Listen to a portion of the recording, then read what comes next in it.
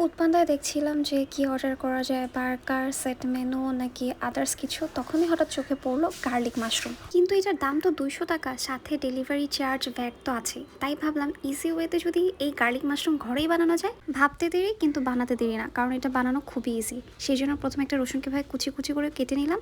এরপর আমাদের লাগবে একটা ফুল মাশরুমের ক্যান, যেখানে অনেকগুলো মাশরুম থাকবে, আর সেটা দিয়ে আমি আজকে রান্না করব। প্রথমে মাশরুমগুলো আমি এভাবে কেটে নিচ্ছি চিকন চিকন করে।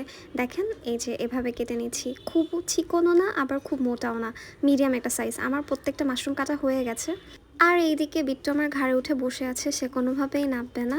যাই হোক, এখন আমি চুলা জ্বালিয়ে নিচ্ছি, তারপরে দিয়ে দিলাম এই ফ্রাইং প্যান। এই পানিগুলো যখন শুকিয়ে আসবে তখন আমি দিয়ে দিব 1 টেবিল চা চামচ বাটার। অবশ্যই বাটার দেওয়ার ট্রাই করবেন, এতে করে স্মেল আর টেস্টটা ডিফারেন্ট হবে। এখন দিয়ে দিলাম কেটে রাখা রসুন কুচি। আর এই রসুন কুচিগুলোকে আমি 1 মিনিটের মতো এভাবে ভালো মতো নেড়ে চেড়ে নিব।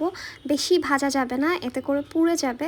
যখনই হালকা একটু লাল হয়ে আসবে তখনই আমি এখানে দিয়ে দিব কেটে রাখা মাশরুমগুলো দিয়ে দেওয়ার পরে এগুলোকেও আমি 1 থেকে 2 মিনিট ভালো মতো ভেজে নিব। তারপর অ্যাড করছি 1 টেবিল চা চামচ সয়া সস, 2 টেবিল চা চামচ টমেটো সস, হাফ চা চামচ লবণ বেশি দেওয়া যাবে না, কারণ সয়া সস অলরেডি লবণ থাকে। তারপরে দিচ্ছি 1 চা চামচ কালো গোলমরিচের গুঁড়া, পরিমাণ মতো অরিগ্যানো, আর লাস্টলি দিচ্ছি চিলি ফ্লেক্স।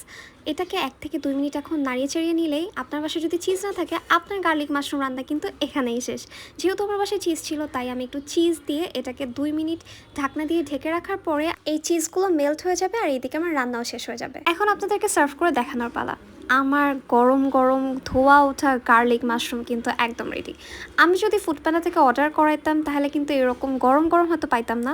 যাই হোক, এখন আমি একটু এখানে অ্যাড করছি মেয়োনিজ। আর এই মেয়োনিজটা কিন্তু আমি ঘরে বানিয়েছি, এটার ভিডিও আমি নেক্সট ডেতে আপলোড করব। এই মেয়োনিজের উপর আমি একটু টমেটো সস দিয়ে একটা টুথপিক দিয়ে এটাকে এরকম করে দিলে এরকম একটা ডিজাইন হয়ে যাবে। তাহলে তো দেখেই নিলেন যে এই গার্লিক মাশরুম বানানোটা আসলে কতটা ইজি। আর এটার স্বাদ যদি বলতে হয়, ও মাই গডনেস। আপনারা বানাবেন আর আমাকে অবশ্যই জানাবেন কেমন লাগলো আমার আজকের ভিডিও, সেটার জন্য অবশ্যই কমেন্ট করবেন। আর প্লিজ টি টাইম উইথ মাহিতে লাইক অ্যান্ড ফলো দিবেন। এতক্ষণ আমার সঙ্গে থাকার জন্য আপনাদের সবাইকে জানাচ্ছি অনেক অনেক ধন্যবাদ।